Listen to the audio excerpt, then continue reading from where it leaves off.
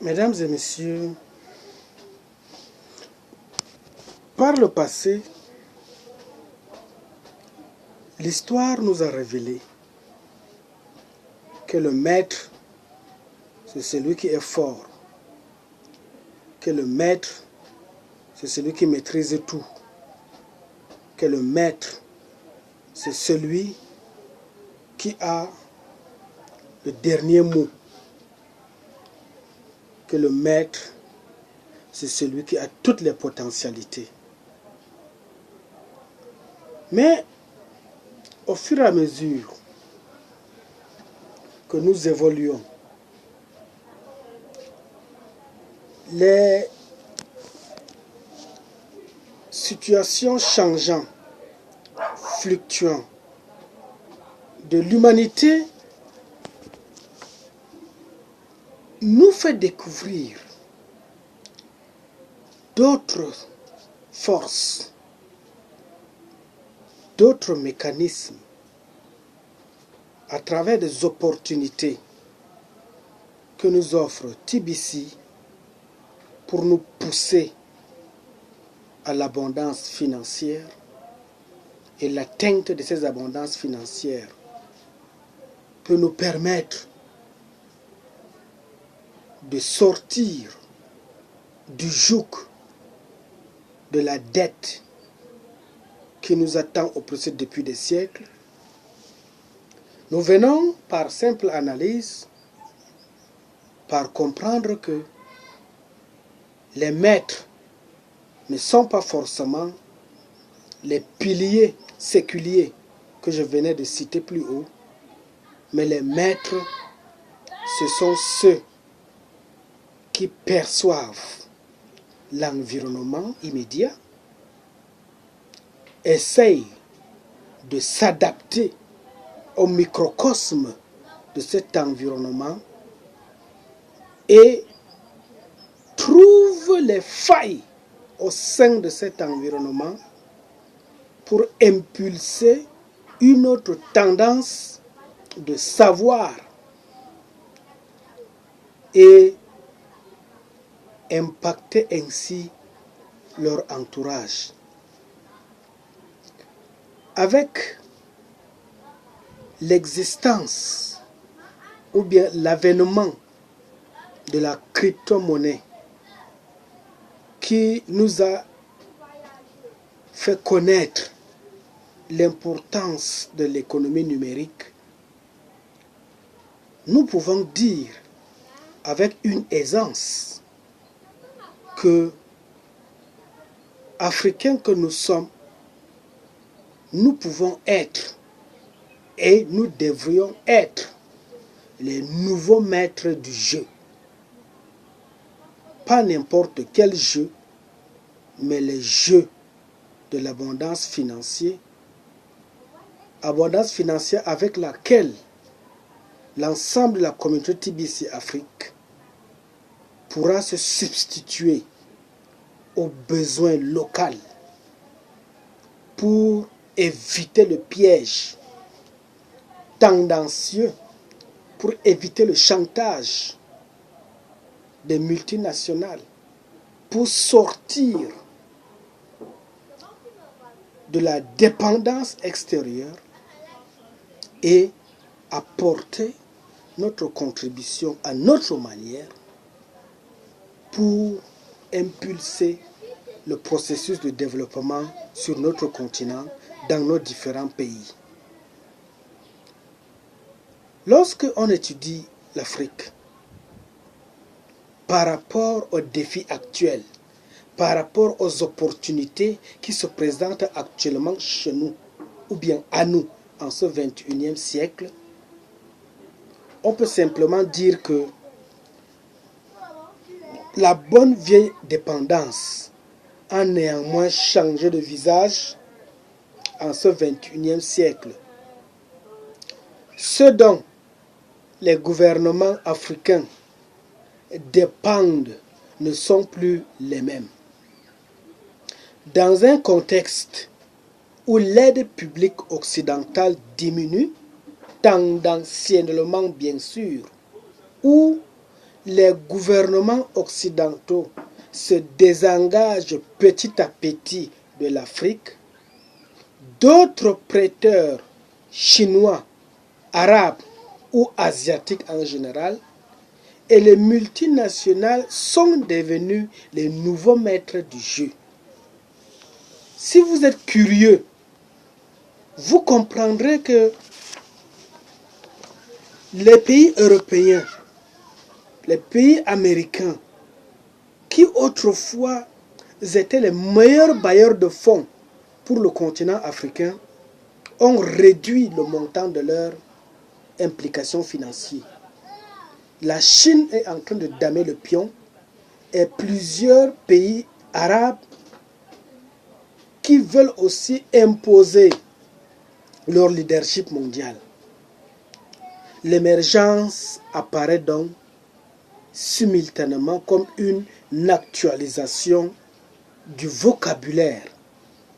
L'autre mot pour dire développement au siècle de la globalisation, comme un concept déjà dépassé qui ne parlerait que de la première décennie de ce siècle et comme un coup de marketing par définition éphémère. Avant, on parlait de développement.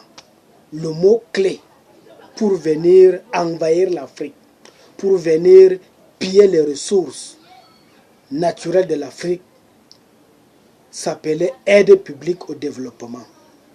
Maintenant que ces États européens, ces grosses fortunes sont en train de battre de l'aile parce que chez eux-mêmes ça ne va pas et qu'ils ont réduit substantiellement leur impact financier pour faire le semblant de financer nos projets de développement, qu'est-ce qu'il y a lieu de faire? On a fini par comprendre qu'ils ont remplacé le mot développement par émergence. C'est pour cela que je nous convie, je nous invite, je nous prie de profiter de ce tandem d'émergence. S'ils croient que c'est le mot émergence qui a remplacé le développement pour nous berner, pour nous faire endormir, non. Retournons la situation. Utilisons positivement le mot émergence pour aller vers un développement de proximité beaucoup plus accru. L'émergence est avant tout un rattrapage. Si le continent africain émerge, c'est aussi le dernier à le faire. En 2014, avec 1 milliard d'habitants, la production d'électricité sur le continent s'élevait à 80 gigawatts, soit l'équivalent de celle de la Corée du Nord qui comptait 51 millions d'habitants. Vous comprenez? De même, l'Afrique subsaharienne est le dernier qui se met à produire l'invention symbole du XXe siècle, l'automobile. Le rattrapage est certes en cours, avec une timide reprise de la croissance depuis 2017, mais compte tenu du fait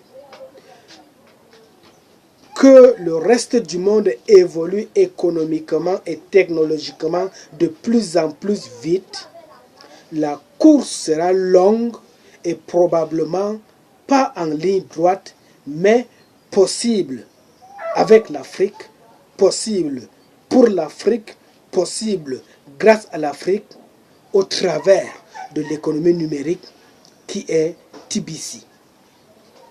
La question de la gouvernance publique reste centrale pour réduire notre dépendance. TBC va nous procurer de l'argent. TBC va nous amener à atteindre l'abondance financière dans un état véritablement suffisant. Mais il nous faut alors un instrument solide qui est la gouvernance publique. Cela exige un gouvernement intègre pour l'Afrique, volontariste, un gouvernement capable d'agir dans la longue durée pour développer de manière pérenne, de manière endogène, les facteurs de croissance. À ce titre, la formation de la main-d'œuvre africaine devrait être une priorité réelle au lieu d'être un engagement cosmétique du gouvernement. Au lieu de parler, de promettre seulement à travers des discours politiques creux et vagues, il faut maintenant que l'Afrique agisse par des actes concrets et réels. Après avoir été l'arrière-cour des puissances émergences et de leur rivalité, depuis le début du siècle, la Chine, le Brésil, l'Inde, la Turquie, la Corée du Sud, etc. ont développé de nouvelles relations multidimensionnelles avec les pays africains, y compris pour certains d'entre eux des relations militaires. La lutte entre le Qatar et l'Arabie Saoudite résonne jusqu'au Sahel et dans le reste de la corne de l'Afrique grâce à la diplomatie du pétrodollar à l'égard des gouvernements africains ayant désespérément besoin d'argent et prêts à se louer un camp ou une autre. Frères, du nord au sud, de l'est à l'ouest, passant par le centre, l'Afrique est émergement prospère. L'Afrique a tous les atouts. L'Afrique dispose de toutes les potentialités.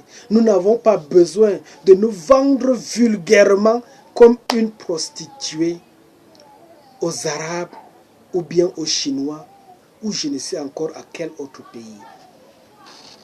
Si l'Europe qui nous a colonisés, si l'Europe qui nous a prêté sa langue d'adoption en guise de langue officielle pour nos États, est en train de battre de l'aile, est en train de reculer en arrière petit à petit.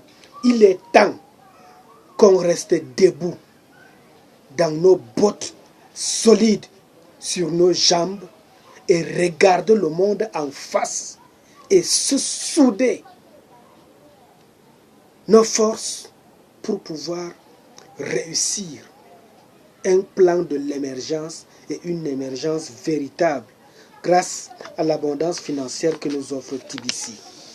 Parce que si l'Europe est en train de reculer, ne donnons pas la place, ne laissons pas encore l'Asie venir nous dominer sous forme d'un néocolonialisme. L'Afrique est le lieu où les vrais pays émergents, asiatiques comme arabes, projettent en premier leur nouvelle puissance et s'offrent de nouvelles clientèles dans le cadre d'une compétition acharnée. Même les vieilles puissances s'offrent le retour en Afrique et y font aujourd'hui leur place, telle que la Russie qui est en train de chercher sa place en République centrafricaine. À ce jeu, la Chine reste en tête. Pendant ces 20 dernières années, sa croissance l'a rendue avide de matières premières africaines et elle est désormais le premier partenaire commercial et premier bailleur bilatéral du continent. Paradoxalement, ce qui émerge derrière l'émergence de l'Afrique, c'est avant tout la puissance chinoise.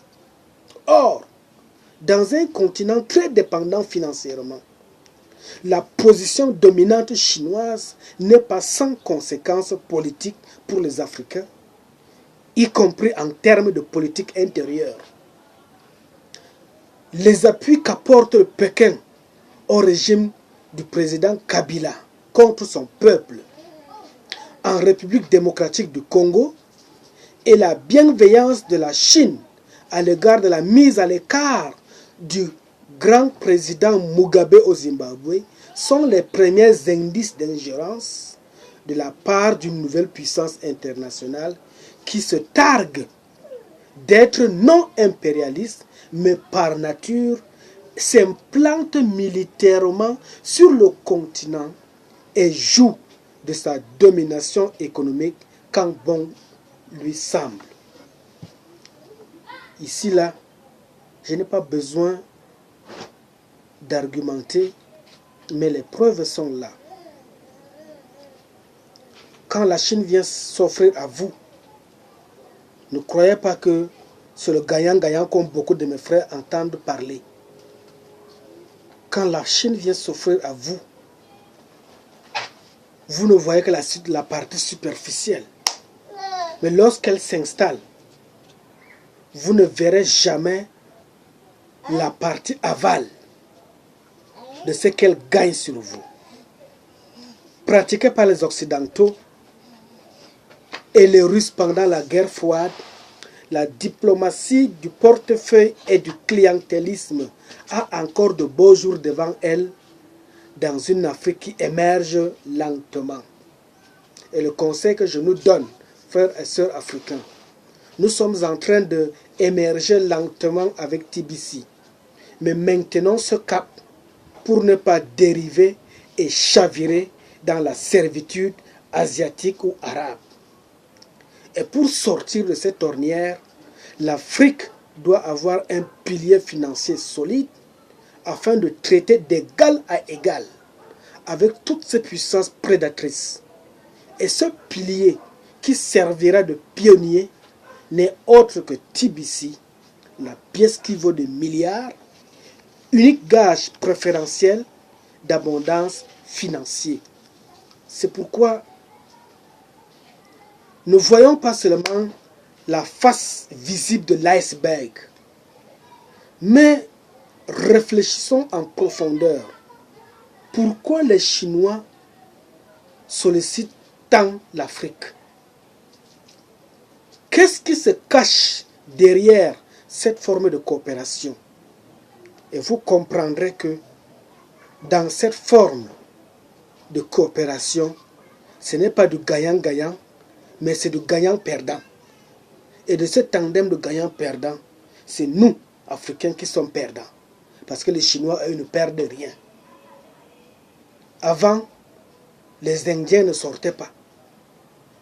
Pour vous, population de Yaoundé, nous avons déjà tous constaté avec étonnement que dans les rues de Yaoundé, il y a déjà plein d'Indiens dans nos rues qui vendent des produits ambulants. À Douala, il y a déjà des Chinois qui vendent déjà les beignets en bordure de route. Il y a déjà des Chinois qui ont construit des camps de prostitution. Vous comprendrez que la pénétration de ces Asiatiques ou bien de ces Arabes est une nouvelle forme de néocolonialisme et il faut que nous soyons vigilants pour pouvoir éviter de tomber dans un nouveau piège d'esclavage. Et si vous m'avez compris, pour éviter de tomber dans ce piège d'esclavage, il va falloir que nous ayons une monnaie forte, capable de refuser ces cadeaux empoisonnés qui viennent des autres continents pour pouvoir utiliser nos propres ressources financières et financer, dans la mesure du possible, payer de nos propres poches nos projets de développement inclusif. Parce qu'il y a lieu de se lever et d'agir efficacement. Je vous remercie.